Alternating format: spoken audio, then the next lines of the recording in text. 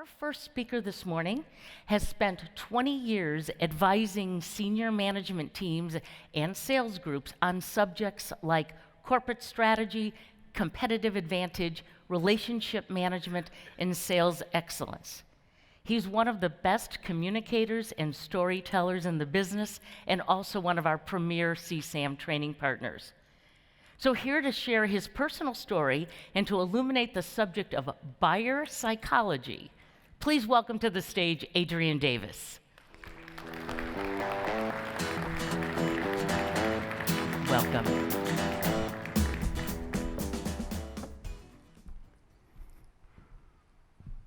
When I was in prison, what I'll never forget is the sound of the iron doors as they slammed shut behind me, as the correctional officer would walk me into the depth of the compound of the prison. No two doors could be open at once. So he would walk me in, the door would slam shut and lock, and then the door in front could be released. I was a young man, and as he took me deeper and deeper, and I heard this sound over and over again, it had the ring of permanence, and I realized, I'm not getting out of here until I'm permitted to leave. And I was scared. Now, you're probably asking yourself, what did he do? But this is not the right question. What you should be asking is, Adrian, did you get the deal? I was working on the largest deal in my career at the time with the Ministry of Correctional Services for the province of Ontario. It was a $250,000 deal, which was huge to me at the time, and I was very anxious about winning this deal. And as part of the sales process, they let me tour the prisons. And that anxiety that we feel when we're trying to close a defining moment, a deal, every single time we are breaking through a new performance band, we'll feel that anxiety. I remember my first $5,000 deal. It was a big deal at the time, and then it became second nature. My first $25,000 deal, 100,000, million, and then multi-million-dollar deals.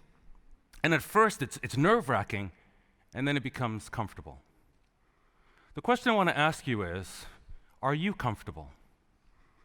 As SAMs, if we are executing the process correctly, we suddenly find ourselves closing deals that are 10 times, maybe even 100 times bigger than anything we've done before. And when we're pursuing those deals, are we nervous? What I want to do is I want to give you the one breakthrough secret to remove that anxiety as we pursue these large deals. And we should not be, some of us have been at this maybe for decades, and we can do this work with our eyes closed, one hand tied behind our back. The state of the world today really calls us to break out of our comfort zone. Our comfort zone is our danger zone. So I want to get right into this. What is this one secret? Is it okay if we skip the appetizers and just get straight to the main course? Good. All right. The key to this breakthrough starts with understanding what our buyers want. All of us are really one stakeholder relationship away from the biggest deal in our life. But we have to understand what that stakeholder wants. And it begins with understanding that everybody in this room, every company in this room, is selling something different. But every buyer is buying the same thing. What is it that buyers want? When they spend time with you, when they spend time with your SAMs, spend time with your salespeople, what do they want for that time that they're spending with you? It's one thing. What they want is this.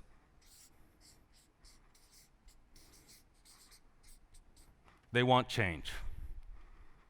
They're hoping that you have something that can take them out of the situation that they're in now and move them to a better situation. And that really is the definition of change. That your buyer is in a situation that we'll call the current state, where something is going wrong. There is a threat that is emerging in the current state.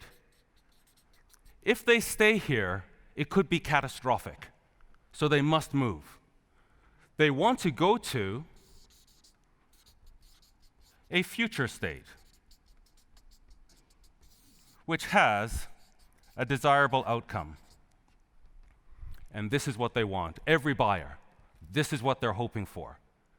The problem with buying now, and the challenge that we have in selling, is leaving the current state is extremely difficult. We call this the status quo. It exerts a gravitational pull on all the players. So as you try to move out of the current state, think of the current state as a system. It's a system of systems. And one thing about systems, they love stability. They don't like unpredictability. So for systems to work, they need to be predictable. When you introduce change to any one system, it threatens the stability of all the systems that are connected to that system. And this is why people at first look at your proposal and think it's a great idea, and then they second guess and they rethink because of the difficulty of moving out of this and disrupting the status quo. In addition to the difficulty of leaving the current state, there's another big challenge, and it's what's in the middle.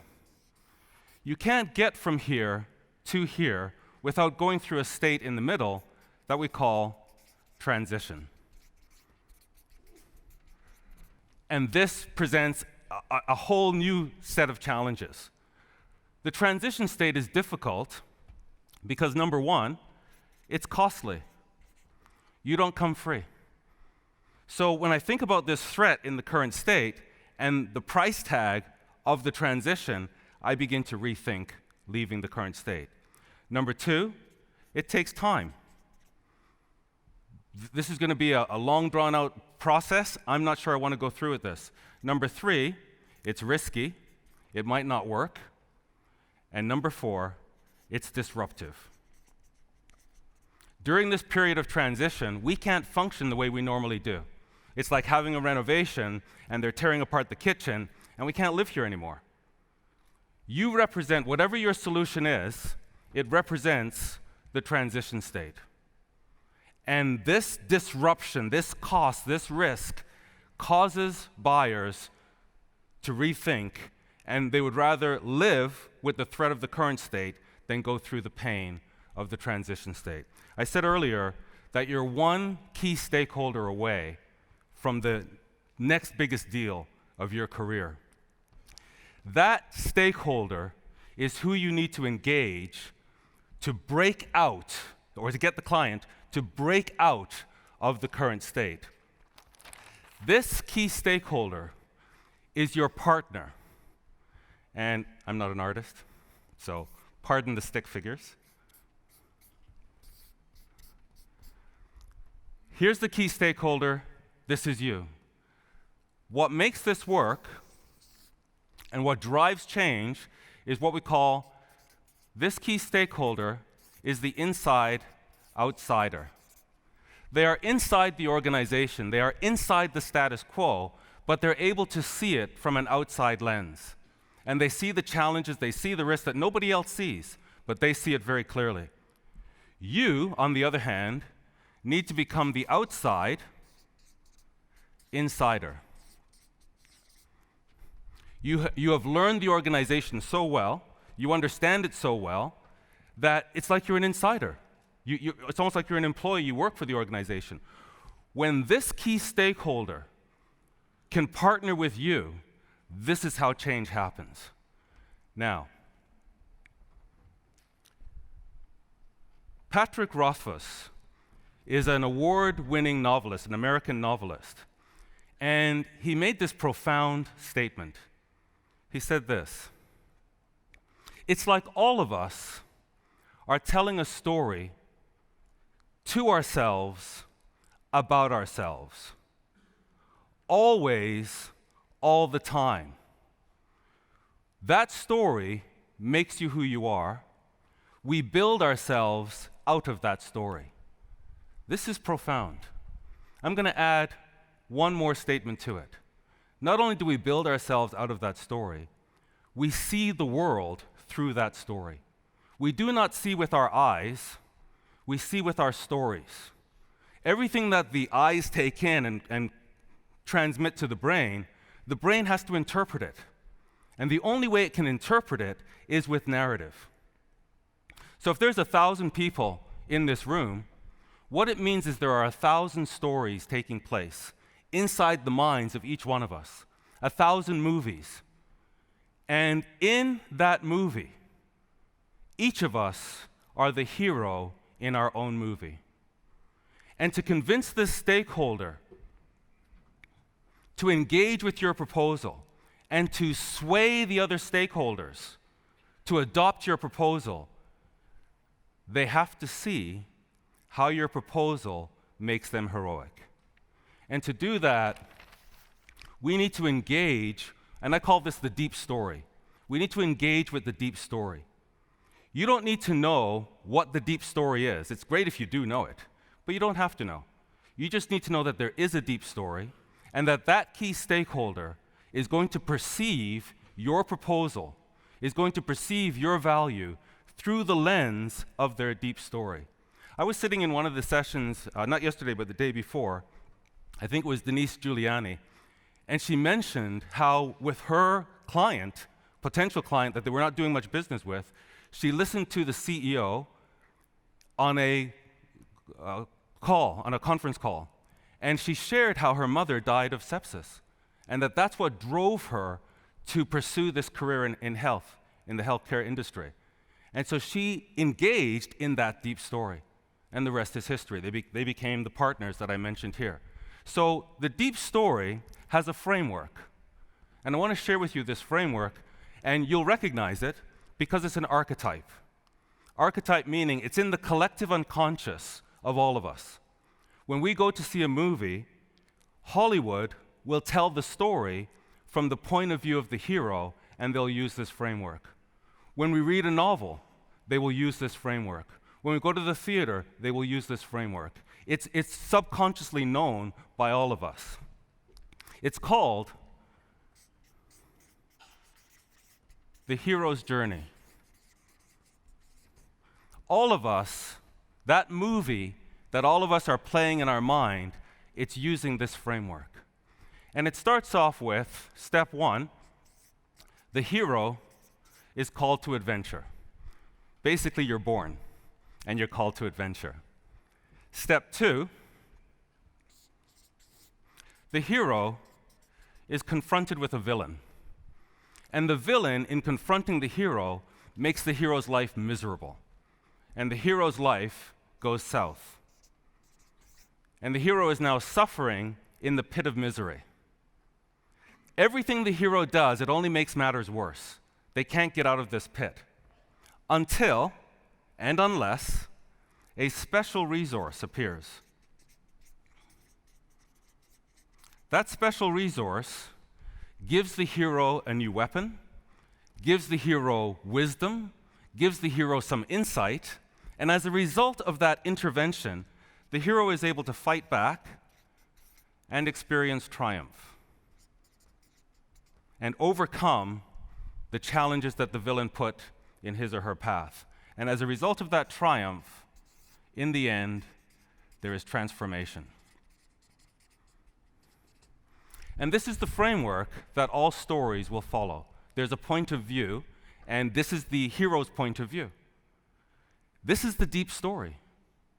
And that key stakeholder that you have to convince, this is the movie that is running in their mind.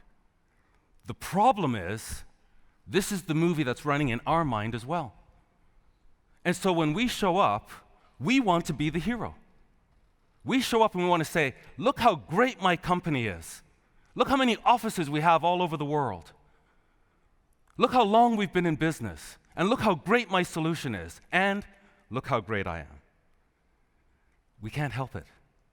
It's like when we walk into that office of that key stakeholder, we are actually stepping into their movie. And as I step into your movie, what I say is this: I'm here.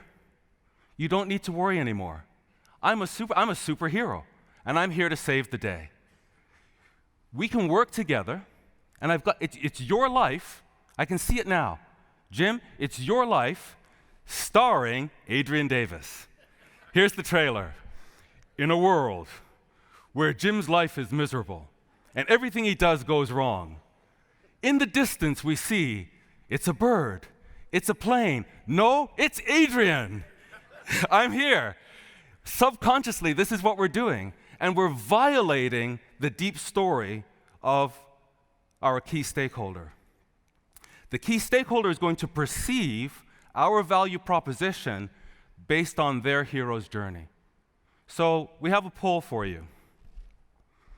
Question: if this role of the hero is taken, we cannot shine the spotlight on ourselves in the stakeholders movie. There's only two other roles left. We can be the villain, or we can be the special resource, or we can be irrelevant. So let's see, in this SAMA community, what role do we want to play? What is the role that the SAM should play when presenting to the key stakeholder? Okay, we've got some villains. I've got to find you. I've got to find the villains. You can change your mind. This is a community. We don't want villains in this audience. And we don't want to be irrelevant. As Denise said, this is all about relevance. So we need to be the special resource. The villains, you can leave now. We need to be this special and irrelevant. I can't believe it. We need to be this special resource. What I want to do, and I don't have the time to do it now, but in the breakout session number 46, Orlando 4, if you have a key stakeholder that you need to influence, I'm going to show you. So this is the hero's journey, and we also have the SAM journey. This is what we teach in the CSAM certification process. The whole point of the SAM journey is to teach us how to show up as this special resource and to present such compelling value to the key stakeholder that they get it. That this change that they're considering, current state, transition state, future state, that they see this is the story. Current state, this is the transition, and this is the future state. And what I'm going to do at 9:30 in Orlando 4 is show you and give you the exact words as to how to articulate your value to the key stakeholder, that the light bulb goes on in their movie. And they see how your intervention will make them more heroic. The other thing you should do as well, I would ask, is that Core Zero, we have to take this process seriously, the SAM process. And Core Zero is a fundamental course that gives the whole overview of the SAM process. The next Core Zero is in the second week of July in Chicago. Sign up for Core Zero. Find your SAMA representative and say, sign me up for Core Zero, sign your people up for Core Zero. Get your executives into Core Zero. We need to understand this process. I'm going to conclude, and I'll finish early, but I'll conclude with this. The world is changing rapidly. We have no idea what's going to happen tomorrow, let alone next year, let alone a decade from now. It's a world that is fraught with peril, but also with opportunity. As this world changes and continues to change rapidly, significant opportunities are going to open up. And that's the importance of this SAM process. That as the world changes, the SAM process enables us to understand the changing world in the context of the hero's journey. That these external drivers that are acting on the industry are showing up as villains in the key stakeholders' world. We need to engage that key stakeholder. In this room, this community, this is the community that can drive dramatic value in the world that's coming, that's unfolding very rapidly. But we can't be so focused on ourselves that, as you know, suddenly I was working on a $10 million deal. In fact, I was coaching one gentleman who, when we started working together, tens of thousands of dollars was the average deal size. Recently, he closed a $38 million deal. And when he started the process, he didn't think that he could do this. He didn't think that he could meet with C-suite executives. And once he was able to make this mental shift, that it's not about him, it's about making the key stakeholder a hero, he became unstoppable. We want the SAMA community to become unstoppable. We don't know what the future holds, but we know that the people in this room can rock the world and really bring tremendous value to our customers, to be essential to them, and to help them do great things. So I'll leave you with this. Our comfort zone is our danger zone.